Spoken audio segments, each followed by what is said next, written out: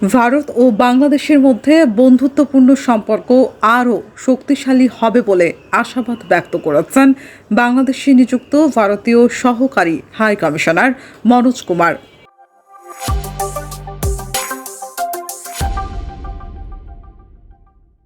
মঙ্গলবার সকালে Rajshahi chamber of commerce and industries ভবনে ১২তম আন্তর্জাতিক যোগ দিবস ২০২৬ উপলক্ষে আয়োজিত অনুষ্ঠানে তিনি একথা বলেন। স্বাগত বক্তব্যে মনোজ কুমার বলেন, ভারত ও বাংলাদেশের মধ্যে অত্যন্ত নিবিড় এবং দুই দেশের সংস্কৃতির মধ্যে রয়েছে দীর্ঘদিনের ঐতিহাসিক যোগসূত্র।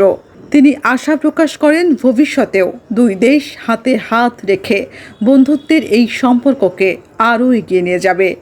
বক্তব্যে তিনি যোগব্যায়ামের ইতিহাস, এর স্বাস্থ্যগত উপকারিতা এবং বিশ্বব্যাপী এর জনপ্রিয়তা নিয়েও আলোচনা করেন। পাশাপাশি অনুষ্ঠানে উপস্থিত সকলকে আন্তরিক ধন্যবাদ জানান।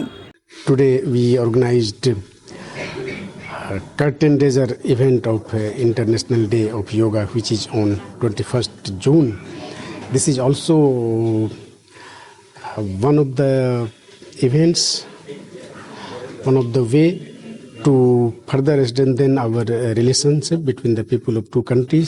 অনুষ্ঠানে বিশেষ অতিথি হিসেবে উপস্থিত ছিলেন রাজশাহী ৩ পাবা মোহনপুরের সংসদ সদস্য অ্যাডভোকেট শফিকুল হক মিলন, রাজশাহী ৬ চারঘাট বাঘা আসনের সংসদ সদস্য আবু সাইদ চাঁদ, রাজশাহী সিটি কর্পোরেশনের প্রশাসক মাহফুজুর রহমান রিটন, অতিরিক্ত পুলিশ কমিশনার গাজীউর রহমান সহ প্রশাসনের বিভিন্ন পর্যায়ের কর্মকর্তা ও রাজনৈতিক নেতৃবৃন্দ। এ সময় উৎসবমুখর পরিবেশে বিভিন্ন শ্রেণী পেশার মানুষ স্বতঃস্ফূর্তভাবে যোগব্যায়াম অনুশীলনে অংশ নেন। তামান্না ইমাম, রাজশাহী প্রেস, রাজশাহী।